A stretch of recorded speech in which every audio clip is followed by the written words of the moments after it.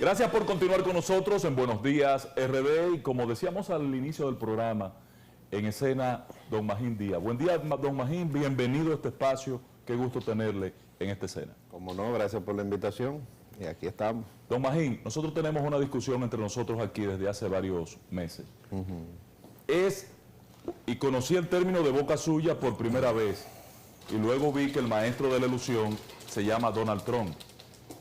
Usted puso de moda en el país el concepto de la elusión fiscal. ¿Es la elusión fiscal penada como la evasión? No. Elusión básicamente es todo lo que tú puedes hacer para pagar menos impuestos sin violar la ley. Para engañar la ley. Bueno, no sé si engañar es la palabra, pero utilizar los vasos comunicantes que hay en la ley o entre distintas leyes para reducir tu carga tributaria.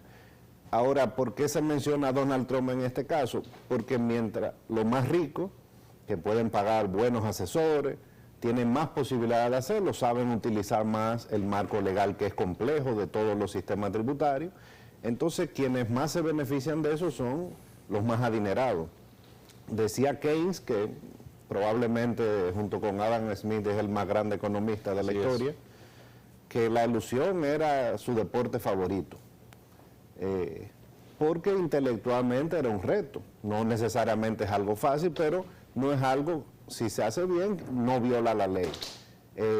Y obviamente es un objetivo de los que hacen política económica, de los organismos internacionales, por ejemplo la OCDE, tiene un capítulo completo dedicado a cómo cobrar el impuesto a las multinacionales que se mueven de un país a otro.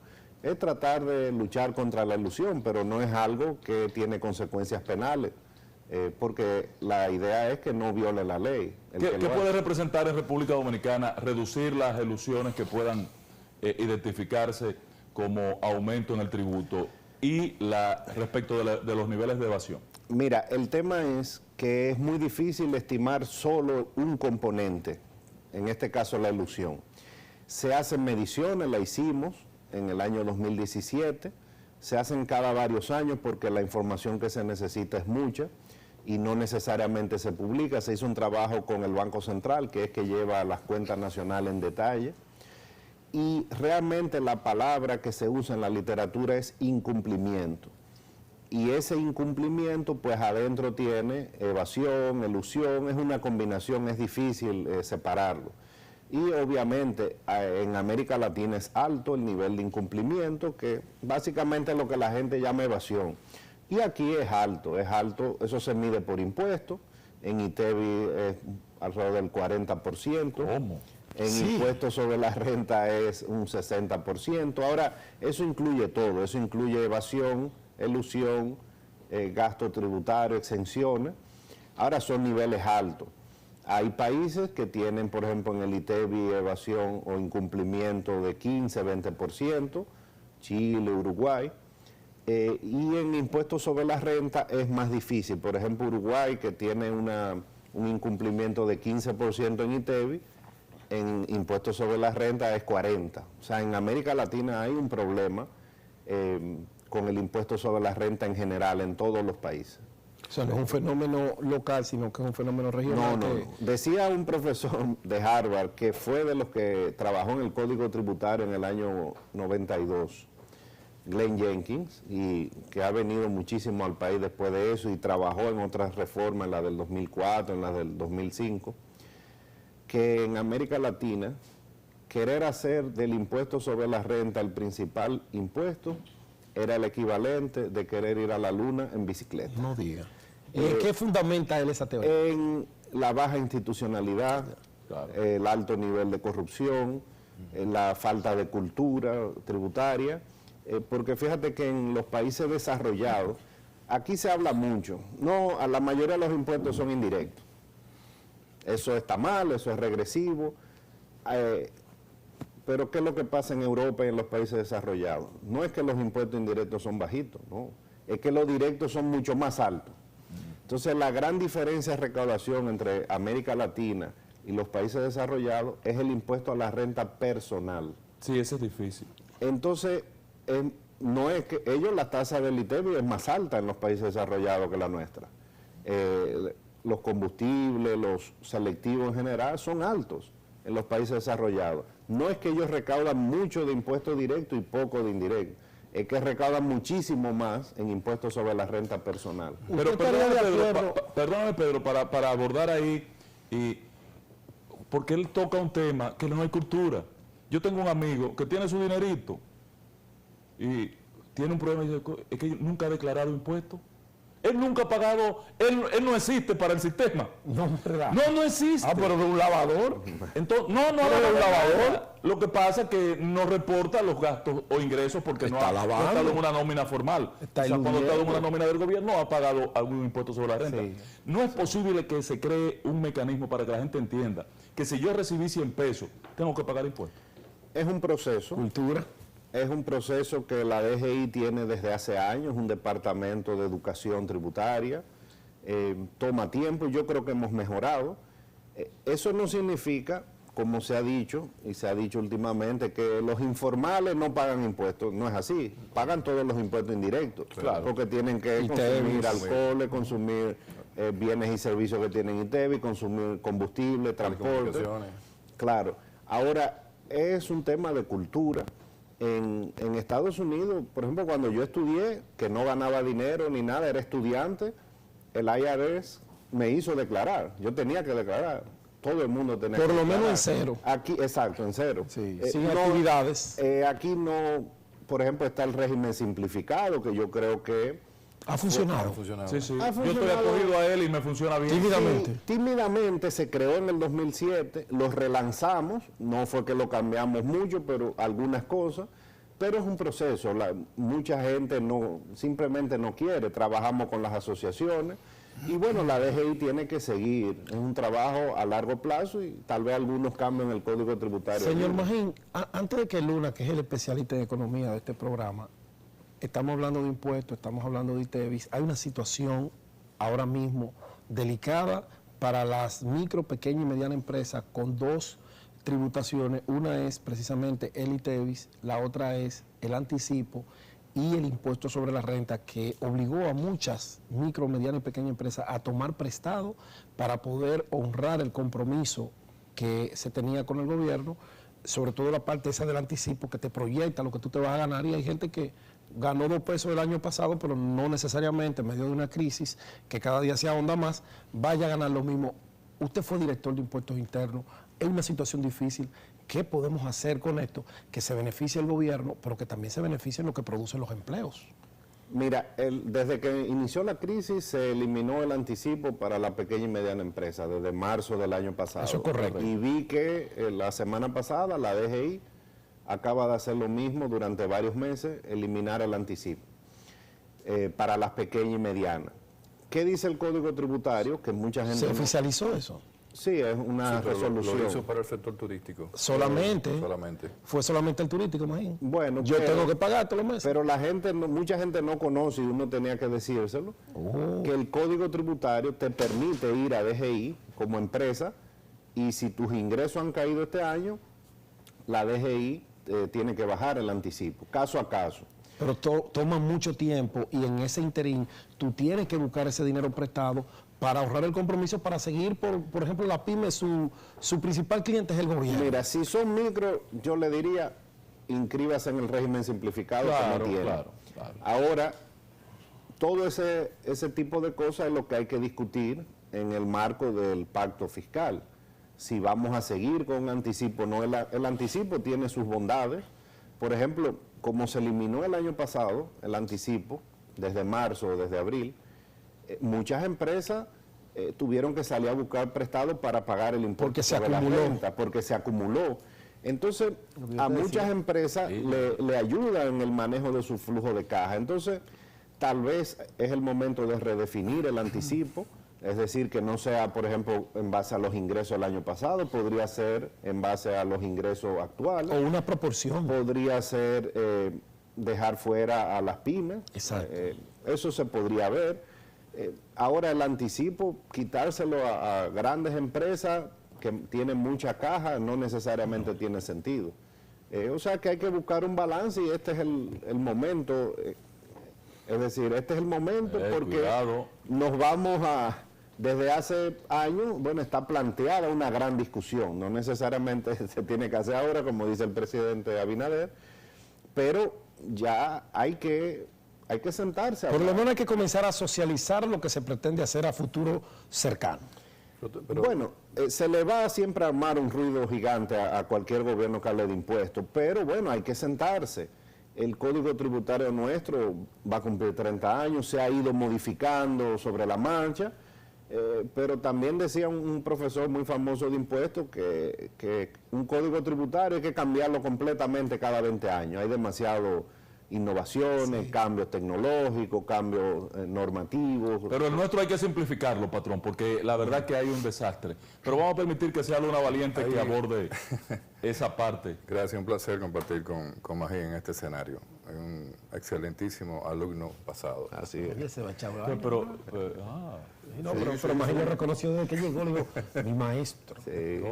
Mira, cuando hablábamos del principio y tú tocabas el tema de la evasión y elusión, recientemente el G7 aprobó un impuesto a la riqueza de un 2% de una serie de corporaciones a nivel internacional, pero al mismo tiempo sale un trabajo de que las principales riquezas y los principales millonarios del mundo no pagan impuestos porque tienen un gran esquema de elusión planteado. Y basado en lo que tú planteabas también de la anécdota del profesor con relación al viaje a la Luna, y sabiendo que hay tantos recursos dentro de esa partida, entonces, ¿cuál será el camino nuestro y la plataforma de las principales variables a tomar en cuenta en un posible pacto fiscal, en una reforma tributaria, en donde ese va a ser un tema de una gran discusión, porque evidentemente que el sector empresarial pondrá en la mesa, el gasto del gobierno contra las exenciones? Entonces, la discusión que abortó en el periodo en donde debió ser conocida va a ser mucho más importante por un tema tan vital como el impacto de la pandemia en la República Dominicana. O sea, el gobierno está aparentemente atrapado a continuar con una ejecución presupuestaria baja, pero ¿qué nos espera para tener una certidumbre de empresa, sobre todo en los agentes económicos, de que podamos tener un escenario de largo plazo, como tú decías? Mira, el mundo ha ido cambiando. Por ejemplo, la crisis del 2008 en los países desarrollados hizo que la OCDE, que es la organización, digamos, el club de los países ricos, Exacto, tratara de poner más normativa para tratar de cobrar impuestos a los grandes capitales. Y lo que ha venido el gobierno de Biden es con una postura muy firme para tratar de cobrar algo de las grandes multinacionales que se mueven entre distintos países. Entonces, ahora con este empuje, porque la secretaria del Tesoro americano, Janet Yellen, es que está empujando este impuesto mínimo, yo creo que eso sí va a tener efecto. Obviamente toma tiempo, pero con el empuje de los países desarrollados y sobre todo de Estados Unidos, yo creo que va a haber un cambio a nivel mundial importante. También el acceso a la información de las administraciones tributarias es muy diferente. Ya los países que son considerados paraísos fiscales ya no es lo mismo que hace 10 años, entonces cada vez habrá más información, cada vez es más difícil ocultar los capitales, pero es un proceso que toma tiempo y por eso se hace más difícil en nuestros países cobrar el impuesto sobre la renta. Ya cayendo aquí en el marco de un pacto fiscal, se supone que si es un gran pacto integral es que vamos a definir qué es lo que queremos en los próximos 20 años, cuál es el sistema tributario que queremos. Queremos cobrar más impuestos sobre la renta, bueno, pues hay que hacer cambios en la legislación. Queremos bajar la carga de impuestos indirectos, el presidente ha dicho, por ejemplo, que tal vez hay que bajar algunas tasas para poder justificar el aumento de las bases. Entonces hay que sentarse y obviamente la contraparte que va a pedir el sector, todos los sectores es calidad del gasto público. Mucha gente tiene esperanza con la cantidad del gasto y la realidad es que aunque no nos guste decirlo y eso me hace impopular, el gasto público aquí no es alto. Esa es la realidad, es de lo más bajo que hay de América Latina. ¿Cuánto ganan los médicos? En el mundo yo creo que se va a redefinir luego de esta pandemia, bueno, cuál es el salario de los médicos, cuánto gasta un gobierno en salud. los maestros. Nosotros gastamos 1.5. Los maestros se le ha aumentado mucho con el 4% a la educación, pero ¿cuánto gastamos en salud? ¿Cuánto gastamos en infraestructura? Somos de los países que menos invierte. Y las alianzas público-privadas van a ayudar, pero eso es un complemento de la inversión pública. O sea, tenemos 20 años invirtiendo 3% del PIB. Y para que el país progrese, probablemente la inversión en infraestructura debe ser 5% del PIB durante 30 años. Ininterrumpidamente. Ininterrumpidamente. Entonces, podemos criticar la calidad, que siempre va a ser subjetivo. Claro. Pero bueno, hay que quitar el gasto superfluo, hay que evitar el derroche, pero esa es la discusión de un pacto. Entonces, la realidad es que los ingresos son más bajos que los gastos. Y los gastos no es sostenible bajarlo mucho durante varios años. Este año está bajando y eso puede ser un año durante una crisis para que la deuda no aumente tanto, pero este nivel, por ejemplo, de gasto en infraestructura no es sostenible. Ahora, Magín, usted habla de gasto. Precisamente hoy leo en la prensa las declaraciones de Rijo Presbo, que es el director general de presupuestos, que habla de una reducción en gastos en elementos básicos como viajes, dieta y todas estas cosas de un 68%. Bueno, poco ha bajado porque no es una comparación buena, porque a quién se le ocurre viajar. Claro. O sea, tiene que bajar nada más. Todo es virtual. Todo es virtual. O sea, No hay conferencias de Porque congreso. cuando uno lee esa información, uno infiere, wow, si bajaron un 68, es porque los que se fueron dejaron un desastre. Es lo que la opinión pública y el país pueden entender. Tiene que bajar, por definición, el gasto en viaje, el gasto en fiesta. Exacto. Porque ¿quién se le ocurre hacer una O fiesta? sea, no es un milagro, es la misma Claro, situación. es la misma situación. Ahora, aún si bajara de forma permanente, esas no son partidas que te mueven el tema. Que impactan. No, el tema macroeconómico. Son o sea, mínimas, son mínimas. ahora hay que siempre luchar para que no haya gasto superfluo. O sea, Exacto. si usted es un funcionario y puede comer un sándwich, no vaya a un restaurante de lujo con el dinero de los impuestos. Eso está claro, pero esas son señales. Pero decir que bajó el gasto en viajes este año, pues no tiene sentido. Es insignificante. Es insignificante, además tiene que bajar porque los viajes son los esenciales que me imagino que se están haciendo. Más en la inflación. Nosotros estamos, y lo han señalado organismos internacionales cuando presentaban este cuadro, uno de los países donde más se ha producido en América Latina el tema inflacionario, excluyendo Argentina, Brasil y esas economías latinoamericanas que son, no hay manera de compararnos con nosotros. ¿Por qué la inflación nuestra va tan elevada y países como Panamá, Costa Rica, hasta Nicaragua y Guatemala están por debajo de esta inflación? ¿Es externo el factor o hay otros elementos internos que están influyendo de manera directa? No, es externo. Eso no hay duda. Total. O sea, sí. No hay una política fiscal irresponsable que esté empujando eso, ni hay una política monetaria desbordada. Sí, una política monetaria flexible, y podemos hablar de eso. Sí, la cantidad de dinero en circulación ha aumentado más que en los otros países, pero la diferencia es que nosotros este año vamos a crecer 10% y los otros países crecerán 3, 4 o 5, vamos a crecer el doble. Entonces, la política monetaria ha sido adecuada. El tema es que uno se acostumbra rápido a lo bueno. Exacto. Entonces, venimos de un periodo en que la inflación fue entre 2 y 3% durante 8 o 9 años. No tenemos una inflación de 10.5 como fue a mayo, anualizada, desde el año 2011, que hubo un mes. Y en el año 2008 la inflación en algunos meses llegó a 14, 13% por un tema internacional, por el petróleo. Entonces, cuando hay esos choques fuertes externos, la economía lo siente. ¿Por qué? ¿Qué está subiendo? Los combustibles, están subiendo los alimentos, los insumos. Aquí se produce pollo, pero el pollo, ¿de qué se alimenta? De maíz, de trigo, de sorgo, y todo eso se ha duplicado por la pandemia. Ahora, ¿qué es lo que está pasando? ¿Qué dicen los americanos? Esa inflación que hay mundial, que es un reflejo de que la economía se está recuperando. Si tomamos medidas ahora, vamos a frenar la economía, y no queremos que... Cuando usted habla de medidas, ¿cuáles serían esas medidas que podrían frenar la economía? Bueno, subir las tasas de interés, contraer la cantidad de dinero, Entonces, lo que hay en el mundo ahora es un reajuste de oferta y demanda. Obviamente aumentan los precios, la demanda está muy acelerada. Recuérdate que el COVID es algo que nadie ha vivido en 100 años. Entonces, las líneas de producción no van al mismo ritmo. Los países ricos han puesto en las manos de las personas una cantidad de dinero inmensa. Por eso es que las remesas también están subiendo tanto. Las exportaciones nuestras están creciendo mucho porque hay mucha demanda. Los fletes han subido porque la demanda ha subido mucho. Sí. Entonces, la oferta no va al mismo ritmo. Pero lo que se piensa es que esto es temporal. Obviamente, se está sintiendo, los precios están subiendo. Fuertemente. Pero no es que 10 sea alto, es que 5 veces más de lo que teníamos antes. Antes era 2, 2,5, ahora es 10,5. Y en los alimentos es 14 más o menos.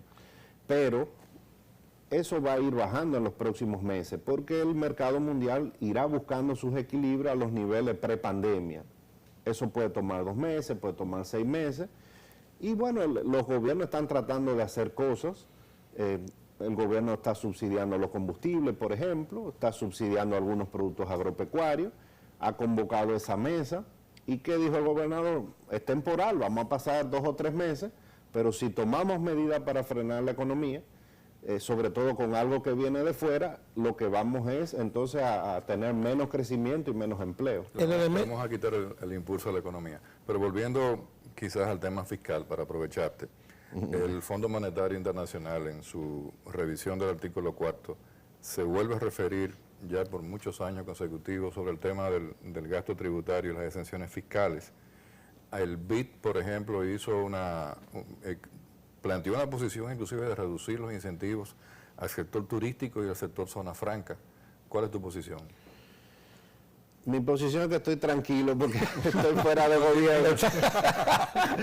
Claro. Y puede dormir. Sí, puedo dormir tranquilo ya. Sí, pero es importante, perdón, porque en un momento donde no teníamos pandemia se podía hablar de eso. Ahora, tú vas a castigar cuando tú puedes ser más eficiente fiscalmente a sectores que tienen que recuperarse con esos mismos incentivos. Mira, se supone que si es un pacto tenemos que ver el largo plazo. Claro. ¿Qué es lo que queremos en los próximos 20 años? O sea que el hecho de que haya una crisis no impide que haya una reforma. De hecho, la mejor reforma que se hizo en el país fue en medio de una crisis, que fue en el año 92. La del 92. Claro. Ahora, una reforma no se va a negociar en 2 o 3 meses, como el gobierno parece que pretende. La reforma del 92 fueron 2 años. Empezó la discusión en el 90, los trabajos técnicos, vinieron los mejores tributaristas del mundo. O sea, es un tema que toma tiempo. Y entonces hay que poner sobre la mesa qué queremos. Y esa es la gran discusión. Se habla mucho del gasto tributario, es cierto que es alto, debe ser, y se publica todos los años, redondeando debe ser 6% del PIB. Pero la mitad es ITEVI. Entonces, vámonos por ese lado. ¿Qué no tiene ITEVI? Las medicinas, la canasta básica. Y no se la pueden poner. La educación, la salud, la energía. Si graba eso, tiene un estallido social seguro. Bueno, hay países que funciona bien el ITEVI que lo graban. ¿Cuál es la otra parte del gasto? ¿Qué sería bueno, discúlpeme, señor Magín, en esa parte, una rebaja del monto que se paga del ITEVI y generalizarlo? O aumentárselo a otros productos. Ya él te dijo que está fuera del gobierno. No, pero una idea, él es un técnico y muy buen técnico. Claro, es que al final la primera pregunta que tenemos que hacernos es cuánto queremos recaudar. Porque ahí es que uno puede hacer el ejercicio de cuánto puede bajar la tasa y a cuánto se aumenta, lo que no tiene. Hay países, por ejemplo, que ponen una tasa reducida y se van a un sistema de 2 tasas. Generalizado. No, por ejemplo, 18 y 5, 18 y 10. Para los que no tienen, hay otros que, bueno, una opción es vamos a bajar la tasa todo a 15, pero va a depender de cuánto tú quieres recaudar. Hay un ejercicio ahora, automático. ¿Cuál es la otra parte, volviendo al tema del gasto tributario? Bueno, son los incentivos ya sectoriales. La ley de la frontera. Desarrollo fronterizo. Que eso no impacta tanto. Eso no se acaba de tanto. extender 30 años. Tenemos incentivo al turismo, tenemos la ley de cine. Entonces va a haber que sentarse, porque tampoco se pueden quitar de un día para otro. Algunas empresas que todavía reciben algunos incentivos. Ahora... Pero ustedes hicieron un trabajo importantísimo en Hacienda sobre el tema del costo-beneficio de cada una de las leyes. cuando una ley de incentivos permite que tú recuperas más dinero de lo que sacrificas a nivel fiscal, es positiva. Lo que hay que identificar cuáles son las que no retornan más dinero y son una carga para el Estado. Sí, es que es un tema muy complejo porque hay proyectos que tienen una rentabilidad, digamos, 30%, que es una excelente rentabilidad. Muy bueno. Sí, claro. Y si tú le das incentivo, tiene una rentabilidad de 100%. Entonces, tal vez no necesitan incentivo. Los organismos internacionales en general están totalmente opuestos a los incentivos, por definición, porque hay otros mecanismos que ellos consideran mejores para incentivar. Por ejemplo, el gasto público. Tú quieres ayudar a la frontera, es mejor invertir en la frontera, dar subsidios. Hay un desarrollo. Exactamente. No, que cueste menos la energía, Entonces, que cueste sí. menos los servicios y que el Estado... No, y genera empleo, evita el desplazamiento Entonces, humano. lo que tenemos es que ver qué sistema queremos, porque el tema es que aquí no hay duda de que la carga tributaria es 13, 14%. Es baja. Es baja. Ahora, ¿Cuánto ¿qué? debería ser? Proyección del técnico. Bueno, No, 17, 18. según la sí. Estrategia Nacional de Desarrollo... Pero acompañado de un aumento salarial. Según la según estrategia la fueron estrate- 21% Exacto, ahora. este año. Esa era la meta. En el Esa era la 2012, para el 2020, 20%, más o menos. Pero no hay duda de que es baja. El tema es que está muy mal repartida. Entonces, algunos sienten una presión de 30 Sí. y otros de 0. Exacto. Entonces, en promedio, la economía sí recauda poco, pero hay sectores consumidores o productivos que pagan una altísima carga y otros pagan 0 Sí. por ley. Entonces, ¿qué tú haces? No hay equilibrio, no hay justicia. O sea, yo tuve que crear, como en DGI, un área para tramitar exenciones. Porque todo el mundo busca. Para evaluar quién sí, quién no. Claro, entonces la DGI, yo le decía al presidente, bueno, somos casi unos tramitadores de exenciones. Y es más difícil administrar un sistema tributario de esa manera, porque hay empresas muy serias, etcétera, buscan la exención que le da la ley, Claro. pero hay muchos que entonces tratan de meterse. De meterse Entonces, por- la DGI es como un policía que anda atrás del que quiere abusar del sistema. Pero Entonces, ya no pasa, perdón, lo que pasaba anteriormente, y creo que eso es un gran logro, a través de ciertos niveles de leyes de exención, sobre todo en el sector turístico, y la primera ley, recuerda la 153, de que había gente de que supuestamente invertían en un proyecto, hacían un procedimiento administrativo, mandaban una copia de un cheque en donde habían invertido, y la DGI les reconocía a esas empresas una deducción de gasto por esa inversión que nunca existió. sí. No, ahora hay más controles. También pasa por el Ministerio de Hacienda, que tiene un departamento. O sea, claro, eso implica burocracia. Ajá. Pero Retrasos. claro, es una forma también de controlar los abusos que siempre algunos quieren hacer. Imagínate. Entonces, va a haber que sentarse a discutir todo eso, pero fácil no es. ¿Y ustedes ven una voluntad del gobierno en realmente sentarse con los técnicos, olvidando las pasiones políticas, hacer un conglomerado de ideas que dé como resultado una reforma integral para el año que viene que sea beneficiosa para todos, para que el gobierno recaude, pero también para que el aparato productivo pueda seguir avanzando? Y para completar tu idea, Que pueda. dentro del inicio quizás de también un año preelectoral, en donde las cosas van a tener otra connotación. Otro matiz. Bueno, el presidente siempre ha estado muy claro, eso lo ha dicho y lo dijo desde el año pasado. Trató de poner algunos impuestos en presupuesto y no le salió bien. No pudo. Y ahí, bueno, fue que dijo hay que convocar en diciembre, todavía estamos en junio. Yo creo que el panorama ha cambiado antes y después de Colombia. Exacto. Entonces, antes de Colombia tú oías el discurso que era, no, vamos a hacerlo, ahora bueno, Espérate. estamos esperando. El presidente Fernández, por ejemplo, dijo, no se le ocurre hacer eso. Yo creo que el gobierno nunca ha tenido en mente hacerla este año. Eso ha sido claro, era ¿Cómo tanteando? Era discutir para ser aplicada. Ahora, una reforma no es lo que diga un técnico, un economista, un abogado, es un acuerdo social y político. Es un pacto social. Entonces, tiene que ir al Congreso. La ley de estrategia de desarrollo dice que debe ser discutida en el marco del CES. Del CES. Entonces, algo está claro, el diagnóstico está claro. Si queremos ir en la vía del desarrollo, hay un problema de que los recursos son escasos. la presión tributaria es baja, muy mal repartida, pero es baja.